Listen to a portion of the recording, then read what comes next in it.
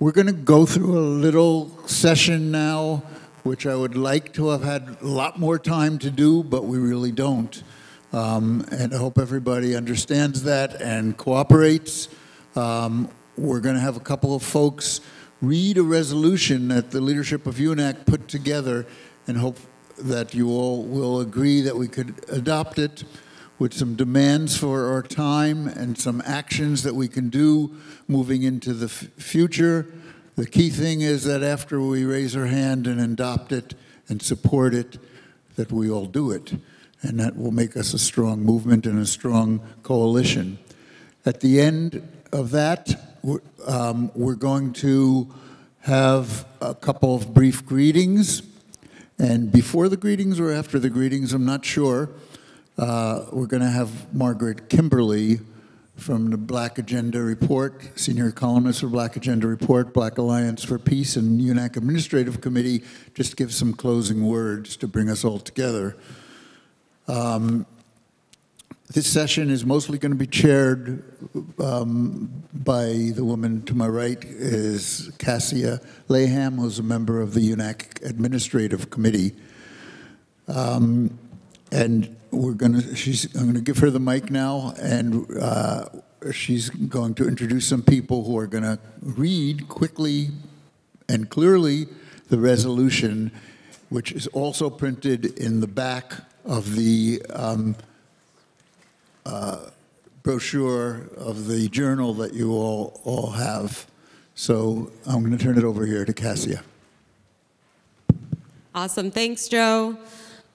So, as Joe said, my name is Cassia Laham. I am on the UNAC Administrative Committee. I'm based in Orlando, Florida. I'm also a member of Freedom Road Socialist Organization. And you may know me from keeping time right in the front all conference. That was me. But no one's keeping time now.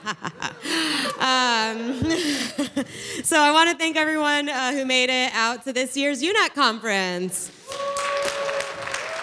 Absolutely. Folks came from near and far to listen, to learn, to teach, to move forward in unity as one progressive coalition against U.S. wars abroad and at home. So before we move on, just real quick, over to my right, your left. Where are folks from? Just real quick, like table all the way over there.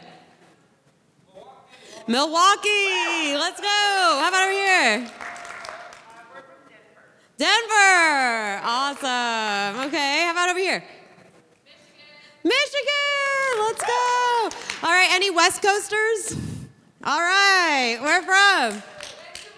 Vancouver! Amazing. All right, so, and let's get a table over there. Anyone? Boston. All right, we got Boston. So people are here from everywhere, and we're really... yeah. I know, you see, I started something bad. Everyone's from everywhere, and we're all united together here today in Minneapolis. Thank you all so much. So people drove and flew far and wide because we believe in the power of the people to create long-lasting peace and justice. We believe in the brotherhood of man. We believe in the righteousness of resistance. We believe in when occupied peoples and oppressed peoples have the right to not only resist but fight back against their oppressors. We believe that a better, more just world, a more equitable world is not only possible but within our reach. And our greatest strength, our most powerful tool is not the weapons of our enemies, but the solidarity we have with each other and with the oppressed people across the world. And solidarity is exactly what we have built and solidified here at this conference this weekend. And it is our hope that you take this international solidarity back with you to your local groups and ramp up your organizing efforts against those entities which seek to maintain the status quo. So with that, and in the name of unity and solidarity, I'm going to introduce the two folks on my right. Before I do, you all have these booklets hopefully in front of you. In this booklet, we have the UNAC Principles of Unity, and we also have the draft resolution. Before the Two friends to my right go over the draft resolution. I'm just going to remind folks of our principles of unity that we have agreed to in past conferences. Number one, opposition to all U.S. wars and interventions. Support for the right of all oppressed peoples to self-determination. Number three, connecting the issues. In other words, the issues of wars abroad and at home, environmental issues, militarism, etc. Number four, independence from the parties of big business. Number five, mass mobilizations as a primary means of struggle. Number six, quick response to events at home and abroad. Number seven, defense of civil liberties. Number eight, mutual self-defense. An injury to one is an injury to all. Number nine, commitment to a democratic decision-making process. And we stuck with 9, not 10, for some reason. All right, so with that, and in the name of unity, I will go ahead and pass it off to my two friends on the right. We've got Maddie Johnson and Wyatt Miller, who will be reading the various parts of this resolution. Take it away. Draft resolution is as follows. Free Palestine, end U.S.-backed Israeli Zionist genocide. At UNAC's founding conference, we adopted the demand, end all U.S. aid to apartheid Israel, military, economic, and diplomatic. UNAC thus became the first U.S. national anti-war coalition to take such a position. Today, this opposition to Israeli apartheid is front and center in U.S. and world politics. From the river to the sea, Palestine will be free, expresses the mass worldwide sentiment for Palestinian freedom. UNAC unequivocally unites with the people of Palestine.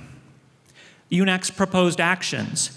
UNAC will continue to build and support the mass movement in defense of Palestine and demand an end to all U.S. aid to Zionist apartheid Israel.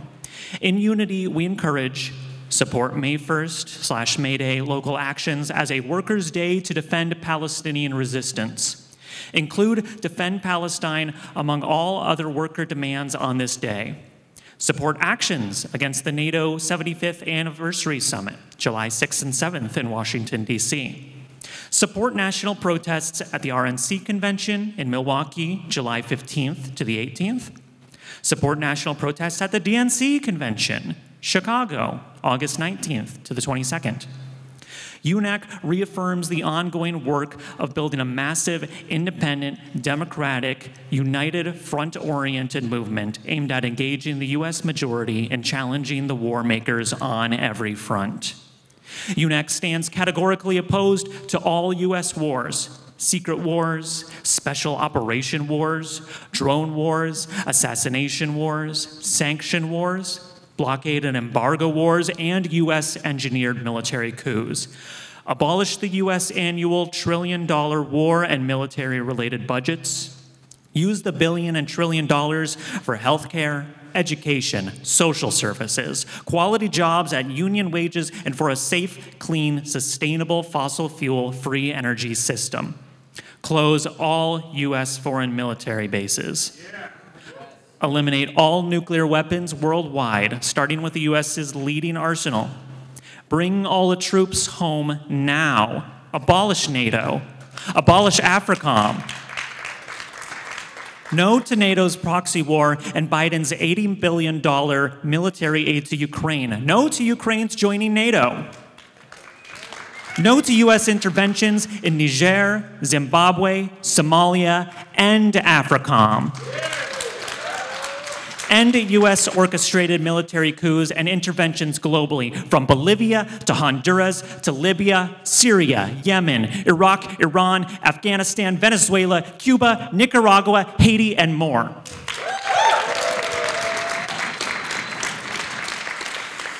No human being is illegal. The net result of U.S. imperialism's military, racist, and environmentally destructive policies is the ongoing devastation of the world's poor and oppressed people and nations. Millions are forced to leave their devastated homelands in search of a better life elsewhere. Open the borders, end all deportations. Rising attacks on civil and democratic rights. Today's wars abroad are increasingly accompanied by attacks on civil and democratic rights at home, with corporate media monopolies employed to restrict, if not eliminate, constitutionally protected rights to a free press, free speech, and free assembly. Mumia Abu-Jamal to Leonard Peltier, Omali Yeshitela to Edward Snowden, Chelsea Manning, Julian Assange, Dr. Afia Siddiqui, Simone Trinidad, and hundreds of Black, Latino, and Indigenous and Muslim prisoners are held for decades behind prison walls. Free all political prisoners. No to government censorship, spying, and political persecution. Hands off free speech and First Amendment rights.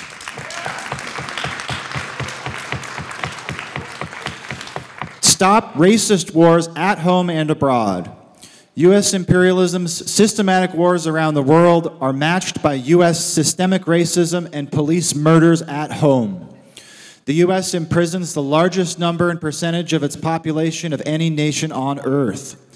Police departments are increasingly militarized, armed with the same modern weapons of war that the U.S. employs the world over. Zero funds for institutionalized racist cop murder. Defend the right of the oppressed to control their communities. Unity. The progressive and workers' movement in the United States has been divided and weakened. UNAC, as a coalition of progressive, anti-war, and anti-imperialist forces, calls for unity, especially in action against the war makers.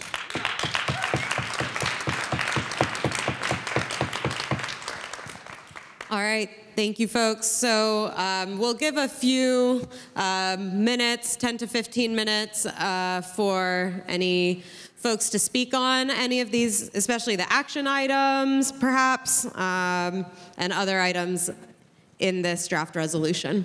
We ask that you keep your comments to under 1 minute so as many folks can speak as possible. Hi, I'm Sarah Flounders, and I just wanted to make a point on the call to support May 1, May Day, local actions, and really call for it to be a workers' day to defend Palestinian resistance.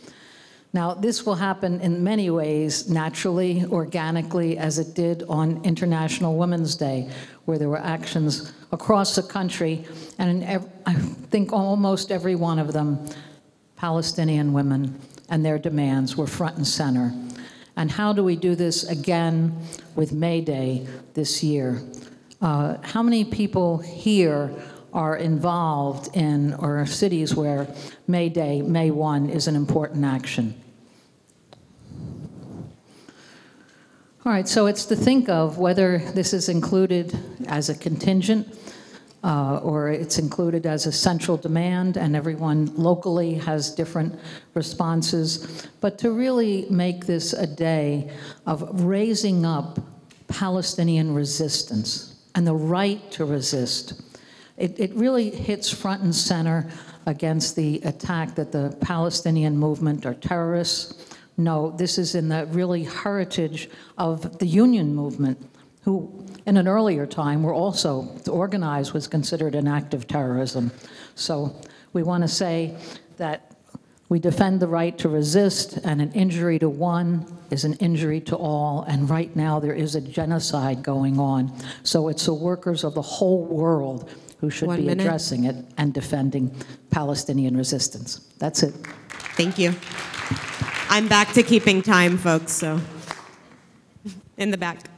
I would like to add, as part of the main resolution, that we support the right to resist of active duty soldiers and sailors, especially those that are subjected to the risk of death on warships deployed in surrounding China. They have the right to resist both in conscience and in defense of their own lives. They're sitting ducks and are pawns of war, a war that should not happen. That's it. Thank you. As we mentioned, the wars that the United States has been involved in since 1996, the United States has participated using the military of Rwanda and Uganda in killing well over 8 million Congolese, simply because his corporations want to steal the minerals out of the eastern part of the Congo. And I believe it should be a part of the resolution as we speak about U.S. wars. Thank you. I have Ifia Wangaza, the Malcolm X Center for Self-Determination, Greenville, South Carolina. I would like to urge that under proposed actions that we add that we support a campaign that Israel be excluded from the Olympics.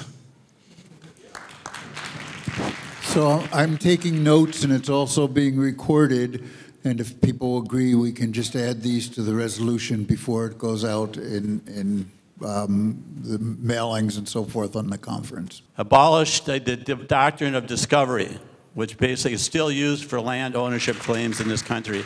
Thank you. Basically decolonizing the world. Over here. I want to put special emphasis on the resolution support for the March on the Republican National Convention and the Democratic National Convention. We know that change happens in the streets.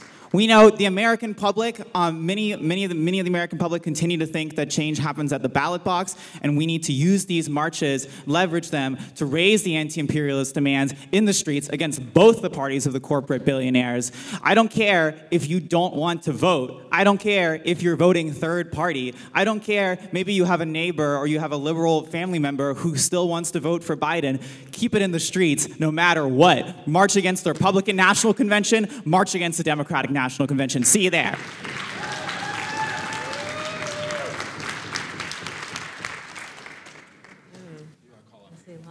Okay, right over here. Oh, okay. That's fine. You can start over there, and then we can come up. Sorry. It's okay. Hi, I want to add to the actions proposed to join the action to cancel RIMPAC, the Rim of the Pacific military exercises, which happen every other year in Hawaii and include 26 countries from around the world, including Israel, which is nowhere near the Pacific, right? Even though this is the Rim of the Pacific exercises. So the campaign to cancel it will be both in Hawaii and around the world, where we try to pressure all the governments that are sending their militaries to take place to trump the sovereignty of Hawaii and all these other countries, to try and get them to pull out as well. We're organizing a big gathering in San Diego where the U.S. Pacific Fleet takes off from to be part of RIMPAC, and we want to cancel that. Thank you. I have someone over here. I'm with the I'm here with the Green Party Peace Action Committee, GPACs. We supported a proposal, that is, we submitted a proposal, and I understand there's not time to discuss more than the steering committee's proposal, which we fully support. Let's adopt this steering committee's draft resolution. A central demand of the actions is clearly to stop U.S. arms shipments to the Zionist state. Maybe the steering committee would like to add that, although it's part of the title, but it could be added as a demand of the actions. We suggested some other formal ideas: a National Anti-War Leadership Council, an activity calendar, a National Anti-War Federation, and finally, point 9 of the UNAC Principles of Unity refers to democracy and democratic structure. And as this mass movement grows, it seems like that will be more and more important. And I hope the steering committee will, in editing this, consider that. I'm Kai with M4PD. I would like to add the unanimous acknowledgement of the reality of climate change and its impact on everyone, especially oppressed nations. I would also like to add the opposition to illegal sanctions and a demand for removing the U.S. as a permanent member of the UN Security Council. Thank you. I'm just With the Party of Communist USA, we'd like to see something added for Western Sahara and for the struggle of the Sahrawi people who are resisting a military occupation by Morocco, which is supported by the United States and by Israel. So we'd like to see something in the draft resolution. Yes, we already agreed to do that. We're going to get greetings from the ambassador from the Western Sahara. After this, I hope you'll stay to listen to it. It is extremely important, and the UNAC leadership has already agreed that we are going to send a separate solidarity message to their movement. Hi, I'm Leah. I'm here with the Uhuru Solidarity Movement, and I want to propose under actions that everyone is encouraged to attend the trial of the Uhuru 3, which is set for September 3rd in Tampa, Florida. It's in the interest of everyone, every single person here, to denounce this blatant attack on the rights of African or Black people, to advocate and organize for their self-determination. So no matter what organization we're with, it is in all of our interests to make sure that we are at that trial and that we should show our support and solidarity and unity with this fight for African and Black self-determination. Thank you. Thank you. Hi, this is Suhin Lee from China U.S. Solidarity Network. On the UNAC stand category opposed to all U.S. wars, I would like to add no war on China, U.S. out of Asia. Is that okay?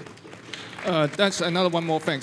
When I went to Egypt 2 weeks ago, I met with many Palestinian and also Egyptian organizations. The specific one thing want me to ask the conference, that possible, is demand Egypt to open the Rafah crossing for all humanitarian aid or something like that, because they want all this humanitarian aid can go to Gaza without any interference or terror attacks. I just wanted to add under UNAC stands categorically opposed to all U.S. wars, to add either ban or remove predatory military, police, and corrections officer recruiters from our schools and communities.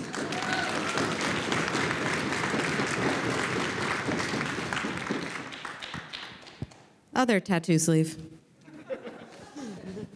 Hi, just as maybe in addition to the call to resist the NATO summit, the International League of People Struggle is holding has launched a local coalition of DC area community organizations that are connecting the NATO summit to anti-militarization and anti-police violence campaigns in the city. So it's locally rooted and national, international in scope. So I'd like to maybe just add for UNAC to support the Resist NATO Coalition's counter summit and mobilization this July. Hi, I'm Naveen with the Party of Communists USA. Under UNAC stands categorically opposed to all U.S. wars, I would like to add something that has to do with holding Israel accountable for assassinating foreign officials, foreign diplomats, Iranian nuclear scientists. Yeah. Marta Dueñas, Putahil Tajran from the island of Guahan. Respectfully, if we can amend the Asia out of the Pacific to Asia out of Pacific and Asia out, U.S. out of Asia and the Pacific. We are not Asia. We are Oceania. If you look at planet Earth, it's blue. We are a blue planet, and Oceania is a continent of ourselves. So U.S. out of the Pacific, U.S. out of Asia and the Pacific. Thank you. Hello. I'm with the Bronx Anti-War Coalition in the Bronx Green Party. I'd like to know, I'm not sure what this category will go under, but I asked all the organizations to please go to the Bronx Anti-War Coalition.org website and sign the petition for historical Palestine. Ceasefire is not enough. We need consequences of what's going on, and we want historical Palestine back. So please go to bronxantiwarcoalition.org and please sign the petition. Thank you. Thank you. I'm not sure about the category this would go under either and specifics, but I'm from the Maldives, and we don't even contribute to 1% of the world's carbon emissions, but we're going to be one of the first to, go underwater. But the United States accounts for only about 5% of the global population, but is responsible for 30% of global energy use and 28% of carbon emissions. So whether it's war or nuclear or capitalism, the US needs to, do something and stand for its moral obligation with the climate crisis. So I'd love to see something on there about that. Yeah, someone else also asked about the climate crisis, and we'll put something in there. We'll mention how we can do that. I think the action focuses on Palestine is accurate. I would just like to add another possible action that UNAC could sponsor. May 15th is Nakba Day, and it's commemorated not just in Palestine, but by Arabs and Muslims around the world, and I would like UNAC to be sponsoring activities as appropriate in each local area on May 15th, which is Nakba Day. Okay. Under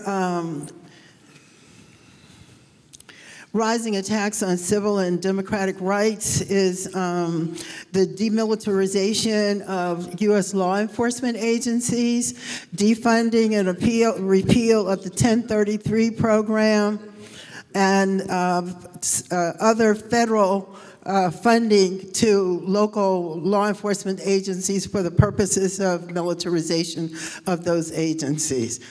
Abolish all cop cities, defund all cop cities. All right, thank you. And last over here.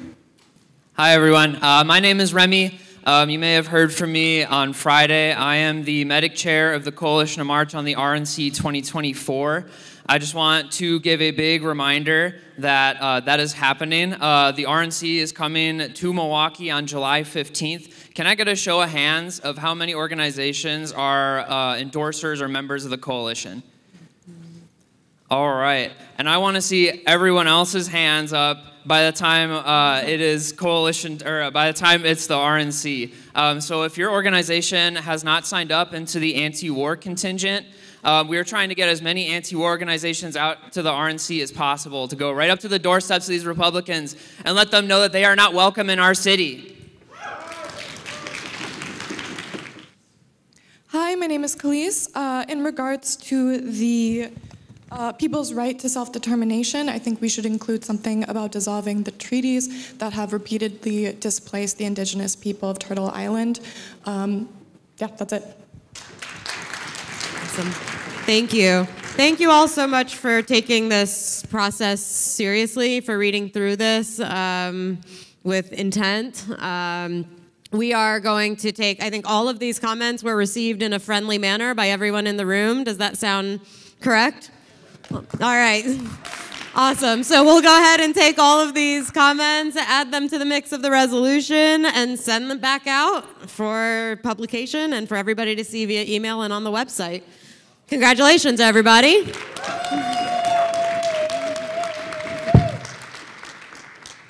All right. So moving forward from a beautiful place of unity, we'll go ahead now and get some greetings from folks across the world, across the country. The first person that we're actually going to ask to come up is Richie Marino from Workers' World, who we're going to ask to introduce our next speaker, who's going to be Stefan Rossi. Stefan was part of a movement called Stop World War III. UNAC was invited to such a conference back in Rome in 2023 and is a proud member of that newly formed coalition. So, Richie, if you would go ahead and announce our next speaker. Hello, everybody. So our next speaker is going to be Stefan Rossi, who's a member of the anti-imperialist camp based in Austria. And I had a chance to meet Stefan at a conference in Rome back in October, and it was a conference to stop World War III, to abolish NATO. And one of the things that I appreciated from this group was that they were very clear on, they had a very clear analysis of imperialism and U.S. imperialism as the #1 terrorist in the world. And what I also loved when I walked into this conference was their banners that they had up on the wall, which they were in different languages and I couldn't really understand them, but I could see the symbolism. And they had like a banner of like NATO with like the NATO logo with a cross through it, and also like different like Nazi right-wing symbolisms with lines through them as well. And it was really like an anti-fascist, anti-imperialist conference, of which Stefan was one of the folks there. So let's give it up for Stefan. Hello, everyone. My name is Stefan Rossi. I'm from Germany, but I'm speaking on behalf of the anti-imperialist camp in Vienna, Austria. First of all, thanks for organizing this great event, and thanks Joe Lombardo for inviting us. It's really good to see that we have such a big community here who care about peace and justice. I'm very impressed about that. We had a similar event last year in Rome, Italy, and I wanted to tell you that before that event we had a big discussion if we should open up to groups that are not dedicated left-wing groups, but they are also for peace with Russia. So the majority said, yeah, the goal is peace, so why not? Let's invite them. And the group of participants was really big, yeah, and we thought, oh, this is going to be a big thing.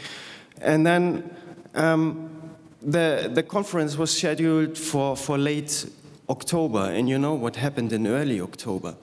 And suddenly all those non-left-wing groups, they canceled their participation because they didn't want to take side for Palestine, because the only reason they wanted peace with Russia was to have access to cheap oil and gas, but not for peace or justice or these kind of stupid things. Yeah?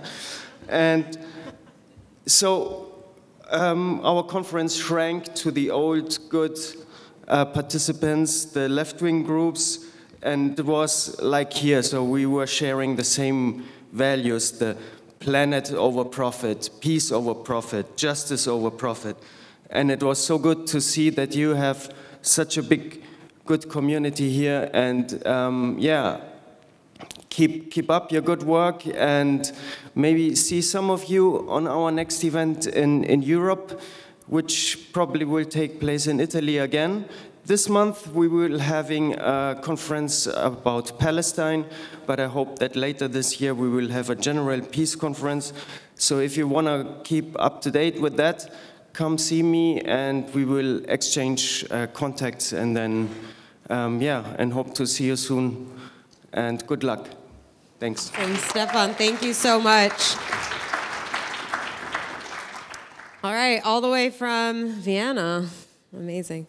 So from Vienna, Austria, from Germany to Ukraine, we have a video greeting actually from Ukraine, which, as you all know, has been at the center of a US-NATO proxy war with Russia for a decade. Yeah, before we show that, let me tell you a little bit of a context. You hear in the United States of people who left Ukraine for European NATO countries, but that's not really what happened. The majority of people who left Ukraine because of the war that was going on went to Russia. In fact, twice as many went to Russia as any of the other European countries. And they formed an organization in Russia called the Organization of Ukrainian Refugees and Political Prisoners, and they've been holding some meetings, which some of us in this room have been attending online. And when they heard about this conference, they were very excited that in the belly of the beast, there could be a conference like this, because people don't really understand that there is an anti-war movement in this country because it's not explained. So they sent us two greetings. We're going to just look at a short one.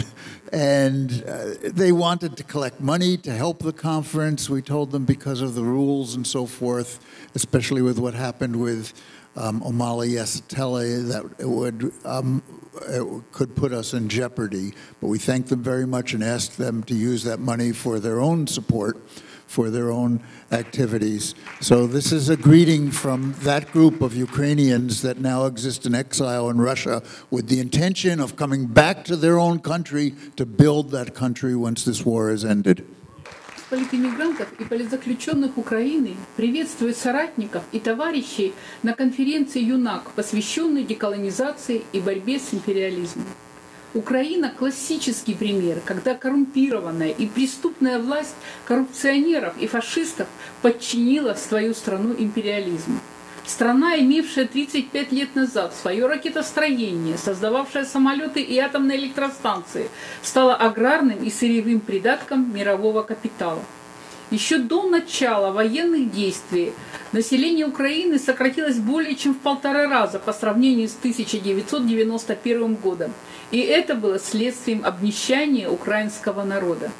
Сегодня территория Украины стала полигоном, на котором мировой империализм ведет горячую войну с Россией. Страны империалистического центра тратят десятки миллиардов долларов, поставляя Украине современное вооружение, ракеты, танки, артиллерийские установки и системы залпового огня. Эти деньги порождают смерть и разрушение. Империалистический центр породил эту войну и продолжает ее кормить за счет ограбления своих народов. Сейчас звучат заявления империалистов, готовых отправить на Украину своих военных. Это грозит Третьей мировой войной между НАТО и Россией. Мы присоединяем свой голос к требованию прекратить бряцать оружием и остановить огонь во всех горячих точках земного шара.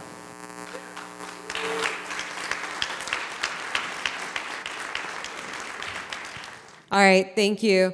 So next up, on Friday, you might have seen in your booklet that we were meant to have a speaker, a prominent Puerto Rican activist who is going to come and speak and open up the session. Unfortunately, she fell ill and was unable to make the trip. However, Olga Sanabria Davila from Puerto Rico sent her message to us to read before the conference. So if it's all okay with you, I'm going to go ahead and read, albeit a snippet of her speech, which was actually quite long. I had to cut it a little.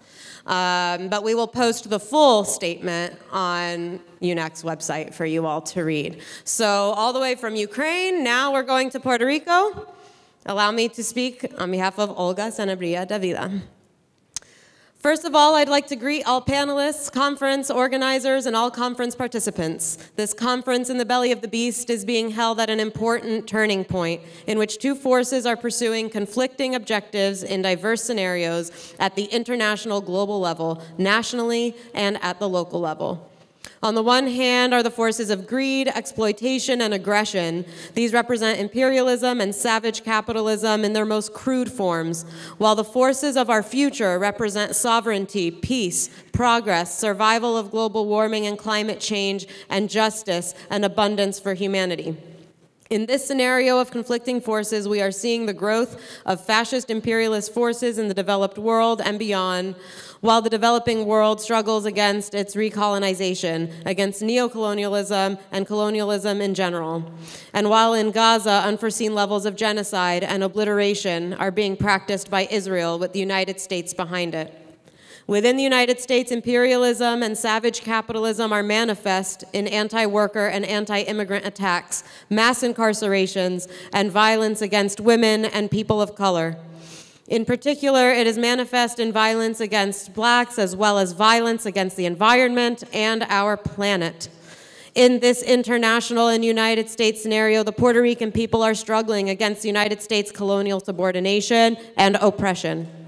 Puerto Rico is now the classic colony of the most powerful empire humanity has ever known. Our militant nationalist struggles of the early 20th century led to reforms and the so-called free associated state Commonwealth of Puerto Rico.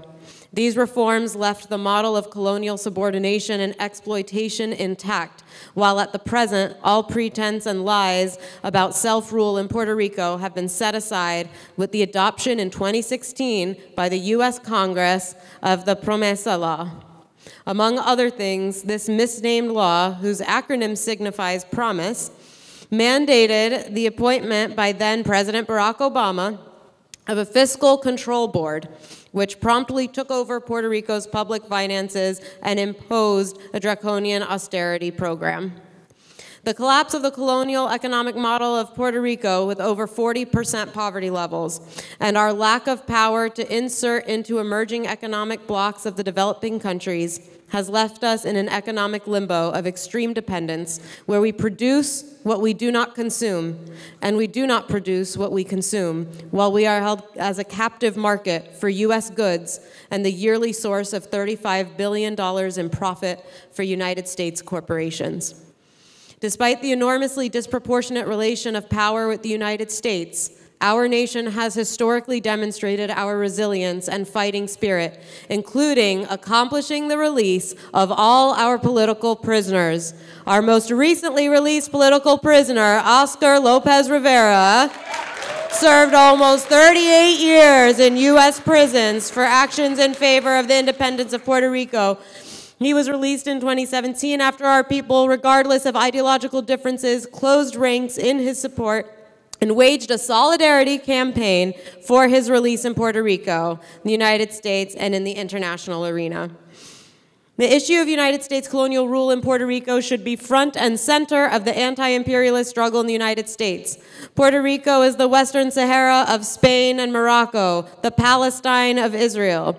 Thus, solidarity with the independence of Puerto Rico must be intensified, in particular in the United States. It is your government that maintains the colonial subordination of the Puerto Rican people and territory, its military occupation, its economic exploitation, and its cultural aggression.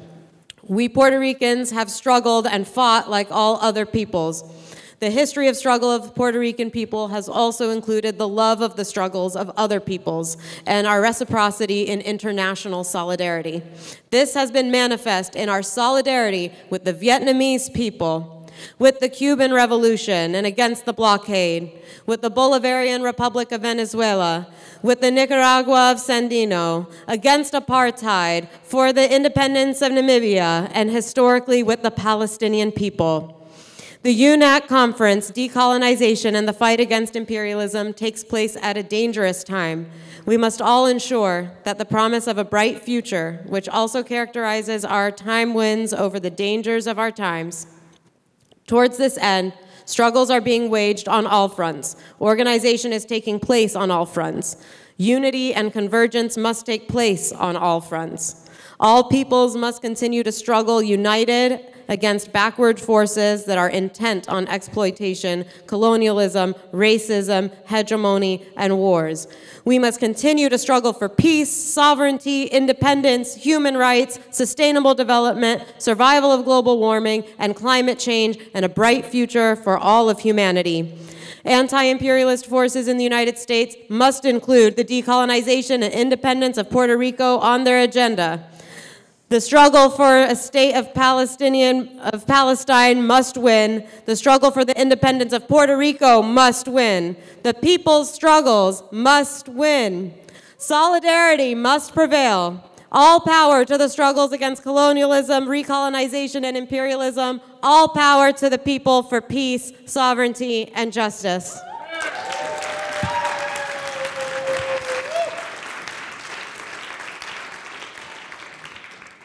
All right, thank you all. And lastly, here with us today, we have yet another ambassador who will be addressing our conference. And to introduce this UN ambassador is our friend Chris Halali. Please come on up. It's a tremendous honor and a pleasure to introduce His Excellency Ambassador Dr. Sidi Omar, the representative of the Frente Polisario to the United Nations, and who works in coordination with the MINURSO. My name is Christopher Halali. I'm the International Secretary of the Party of Communist USA, and our party has had a long-standing tie with the Frente Polisario, with the youth movement, the UGTSario, and we have had the opportunity to meet with the president of Western Sahara, President Brahim Ghali, and to attend both the Polisario Congress and the UGTSario Congress. And while I was in the camps in Tindouf, I was asked by the Sahrawi comrades, why are you the only American here? Have they forgotten about us? Have they forgotten about our struggle? We have been fighting since the 70s.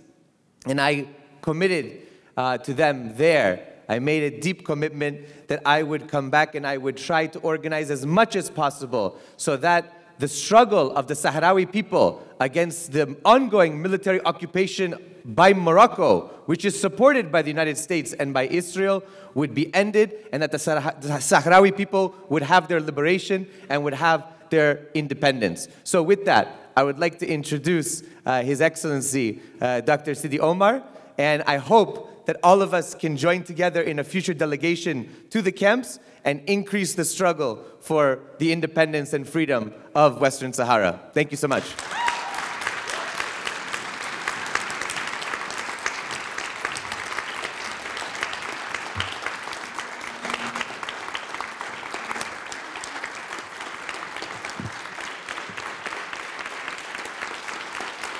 Thank you. Thank you very much. Thank you. Thank you very much. It's really overwhelming, and thank you, Chris, for the kind words. Thank you very much, UNAC, for the kind invitation to be here among such dynamic and wonderful people. Well, your conference takes place at really a serious moment in our history. I think with what's happening in Gaza and elsewhere, but basically Gaza is a challenge to the conscience of all human beings on this planet. So it's time to stop talking and to act. And on that note, I would like to speak to you briefly about the struggle of the people of Western Sahara, which has a lot to do with the overarching theme of your conference: decolonization and fight against imperialism. So what is the freedom struggle of the Sahrawi people?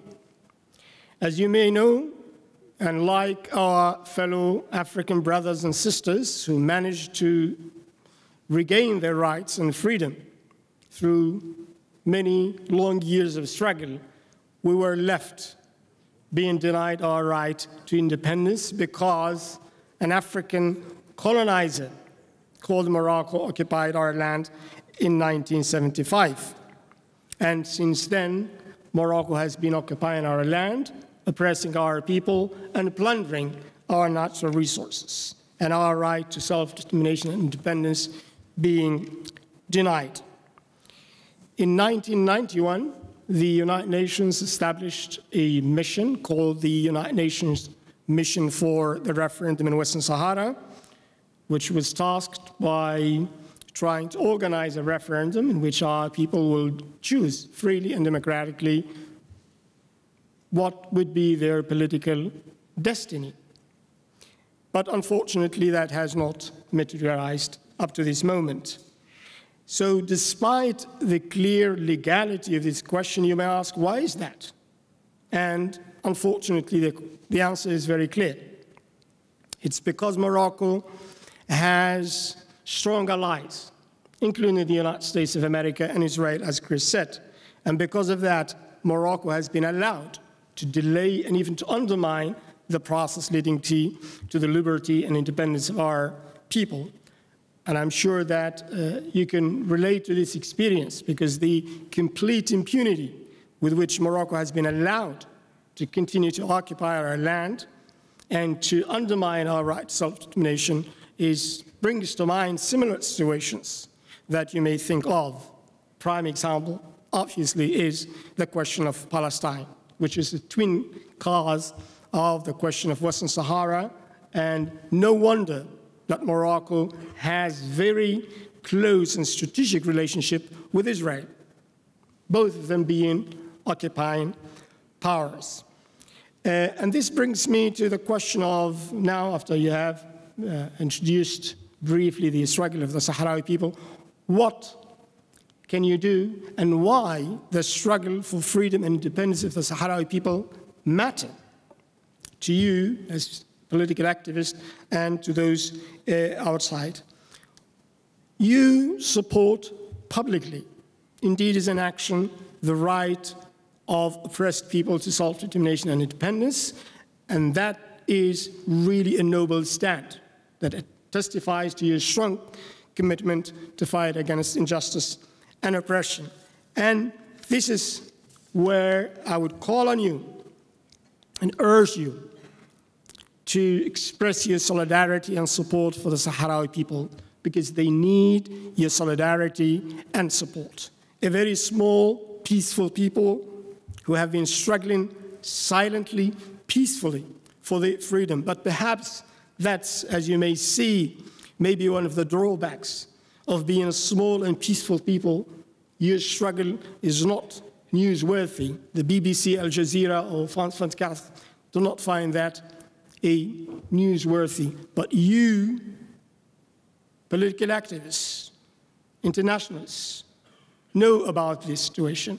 And then, as I said, I urge you to really work hard and to try to bring more visibility to this question through all types of initiatives. The United States of America plays a very key role at the Security Council when it comes to the issue of Western Sahara. And unfortunately, and apart from its continued support for Morocco's illegal occupation, the former Trump administration, and contrary to the principle of international law, recognized the so-called Moroccan sovereignty over Western Sahara. The current administration has not publicly reversed that decision, so it is an urgent matter that should be taken up by urging the American government to go back to the neutral position of supporting the United Nations resolutions and revoking these illegal and unlawful measures. Lobbying your senators and House representatives, telling them about the plight of the question of the people of Western Sahara is very fundamental. But in any case, it's all about telling the story, passing the message of the Sahrawi people. And the little that you can do is better than doing nothing, because doing nothing is not an option at all. I'll finish by reminding of some words spoken by the late Nelson Mandela, the greatest son of Africa, when he said that to be free is not merely to cast off one's chains, but to live in a life in a way that enhances and respects the freedom of others. Thank you very much for your invitation, and thank you very much for your solidarity and support.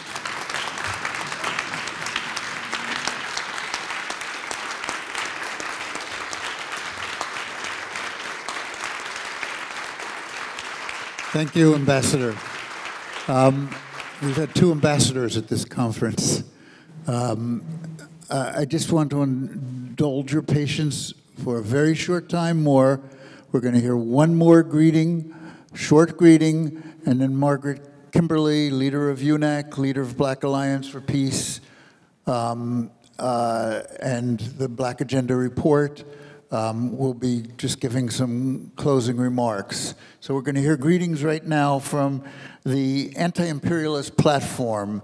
This was started by a group of anti-imperialists from South Africa. They held a recent conference, which I was invited to and attended in Athens, and they're here to give us, our conference, some brief greetings.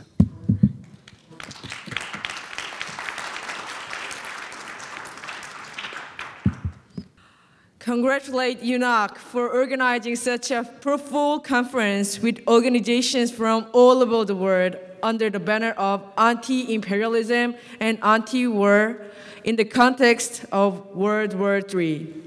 Anti-imperialist forces in the world have grown stronger than ever before, but lots of world people are still under the threat and repression of imperialism. This is why our united anti-imperialist struggle and anti-imperialist war struggle is so important. The World Anti-Imperialist Platform and the People's Democratic Party of South Korea will continue to struggle together with UNAC, holding the anti-imperialist banner high.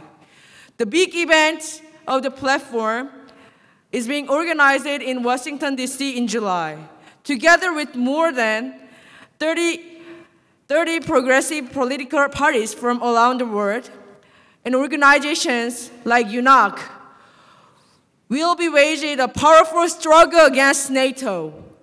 Let's meet in Washington, D.C. against NATO.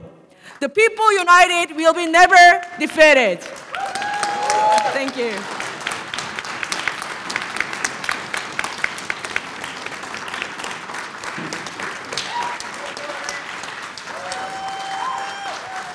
Thank you so much. Now, if I can call Margaret up, I hope she's finished her writing. Maybe it's her speech. Margaret Kimberly has been a long time member and leader of UNAC and has contributed so much to the anti-war movement, the Black rights movement, the movement for independent media, and we're always really, all of us who have worked with her have always been very privileged to do so. Margaret Kimberly.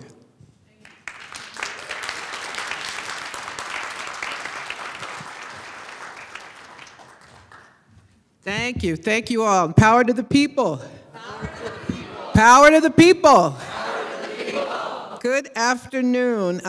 Thank you all for being here, for joining us here at this UNAC conference, Decolonization and the Fight Against Imperialism. This is my 5th UNAC conference. The first was in 2012, I think it was, in Connecticut. And it was, excuse me, shortly afterward, I joined the administrative committee of UNAC. And I've had the honor of working with comrades in this organization and with people like yourselves. What do we say at UNAC? We say, stop the wars at home and abroad.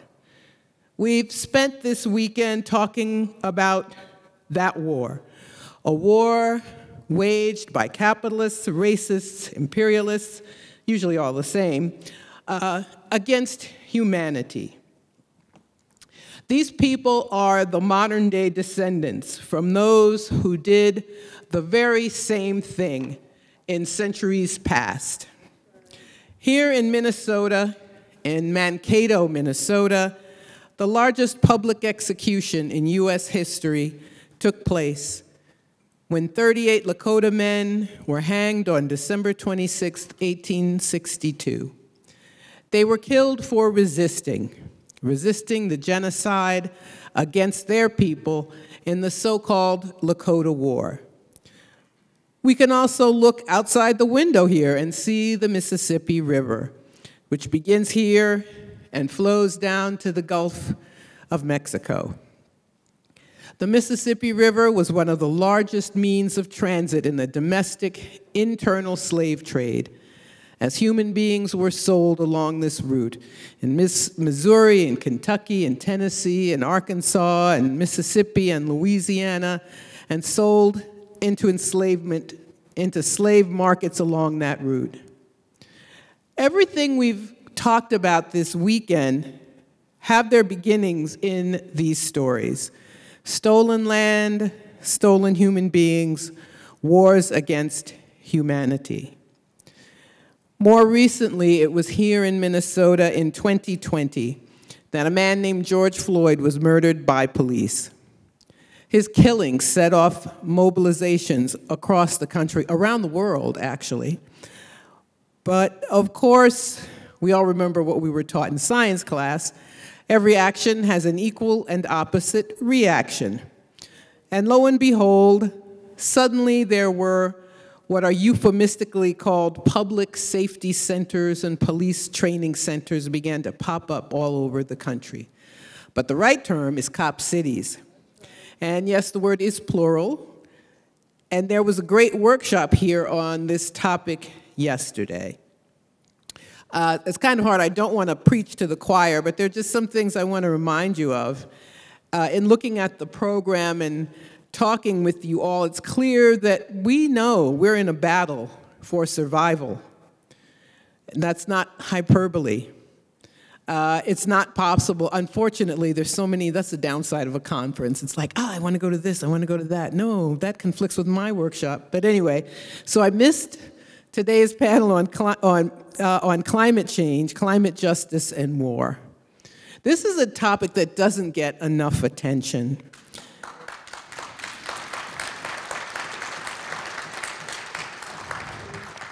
The people I spoke of, the capitalists, the imperialists, the racists, are in the process of killing all life on the planet. With our money, you know the fossil fuel companies are subsidized, you know that, right? A few days ago, I saw this headline. Greenland's great glaciers are melting 100 times faster than estimated. Every month in the past year has been the warmest month since records were kept. March 2024 was the hottest March in history. February 2024 was the hottest February in history, and so on.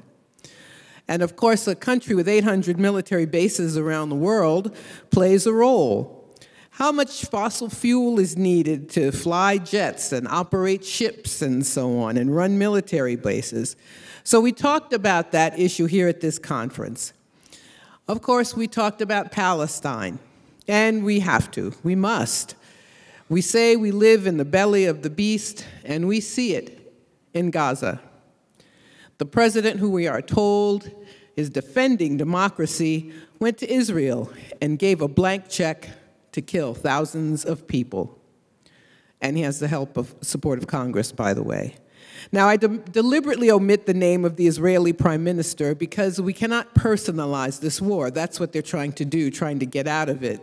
That's what Biden and leaders in Congress and their friends in corporate media are doing, trying to distract us by pointing fingers at a person, at one individual, and making him the villain, when the U.S. is a villain as well, and will send weapons to Israel regardless of who sits in that office. And let's be clear, ethnic cleansing is the right term. That is the goal. And that's one of the things I appreciate about being here at a UNAC gathering, because people know that and will say that. The deaths of these at least 35,000 people, they're not collateral damage. Their deaths are the very goal of the project. And the crocodile tears shed are just that, because Israel will still get weapons, even after the deaths of the staff of the World Central Kitchen, an establishment NGO that worked closely with the Israeli government. The deaths of those people created a political crisis. But it was resistance, Palestinian resistance, which brought their deaths to public attention. To their great credit, Palestinians show us the dead. None of this, that might be disturbing, we won't show you that picture. No, you might want to close your eyes. Nope. They did what they usually did and showed the world these victims and accelerated the political crisis necessary to end these war crimes. UNAC understands the importance of bringing us all together from all over this country and the world. We have, as Joe just pointed out, two, not one, but two ambassadors this weekend from Nicaragua and the Western Sahara. This state and its allies and corporate media hide the rest of the world from us.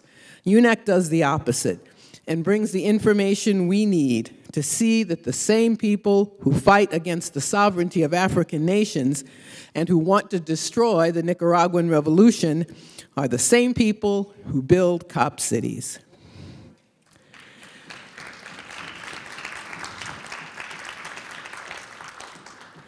The same people who speak of mistaken, quote unquote, mistaken killings committed by the IDF sound just like the people who dismiss the more than 1,000 police killings that take place in this country and call those mistakes. Yes, it's a number that people don't hear very often. I'll say it again, an average of 3 people every day killed by police in the US. But I want to say, trying to bring this all together about us here, I hope you all know that you're a revolutionary. You, yes, you. You know, that word used to scare me. The first time someone told me I was a revolutionary, I was like, no, I'm not, you know. I'm not that important. I don't know how to do that. So it was, I felt it was a word I could not live up to. And I thought, I don't know, I had to do something very grand to, you know, call myself a revolutionary, but that's not true. Sharing these issues, working on these issues, these are revolutionary acts. We, by taking part in UNAC member organizations, we know who our enemies are. We know that they are enemies, that we have enemies. And we know that wishful thinking, reformism, is a road to failure. And that's one of the important facts of a gathering like this. It gives us renewed focus and concentrates our efforts. Let me remind you all how change takes place. We know that the arc of the moral universe bends towards justice only if we bend it. How have changes come about? Positive change happens when people like us mobilize and create political crises. That's what revolutionaries always do, and that's what we know at UNAC. I also want to point out something that isn't talked about, I don't think, enough. We also have to struggle with each other. That's all to the good. It's not something to be afraid of or nervous about. We can't move forward unless we learn how to engage in principled struggle with our comrades. If you're not struggling with someone, you're not doing enough work. And I also want to point out, you know, just by being here, I think it's important to acknowledge what we're doing for ourselves and for one another when we come together like this. The capitalists want, the ruling class, they want us to be atomized, to be separate, to feel separated from each other.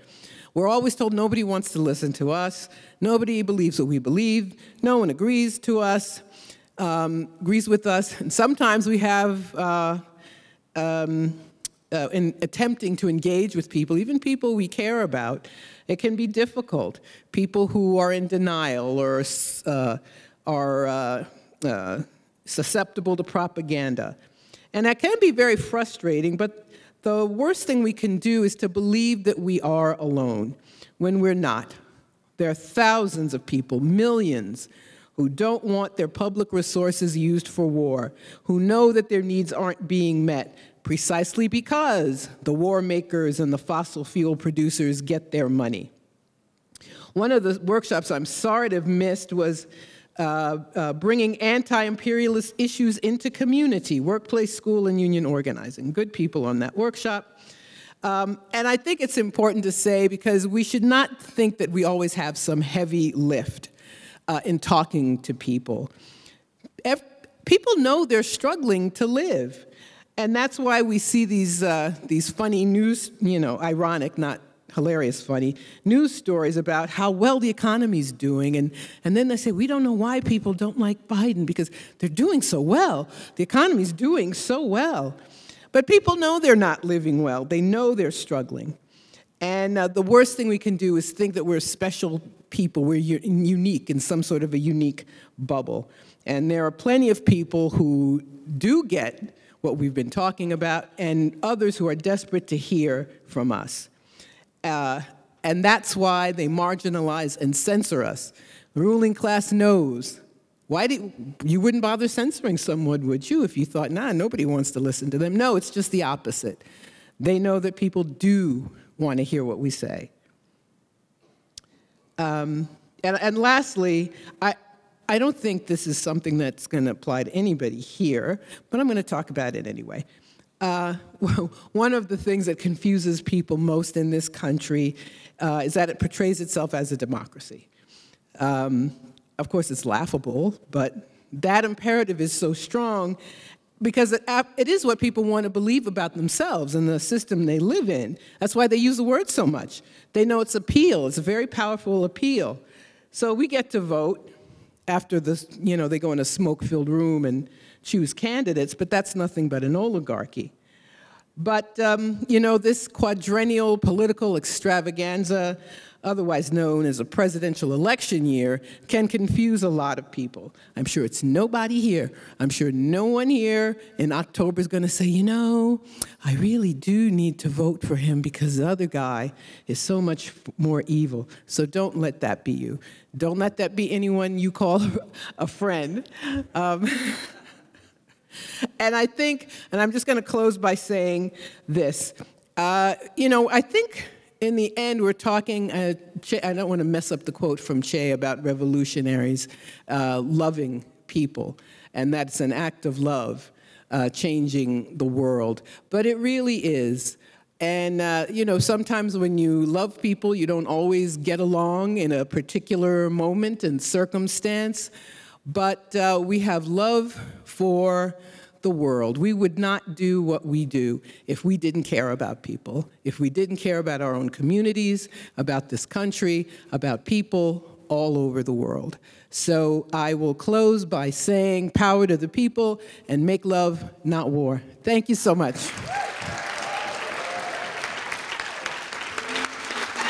Thank you.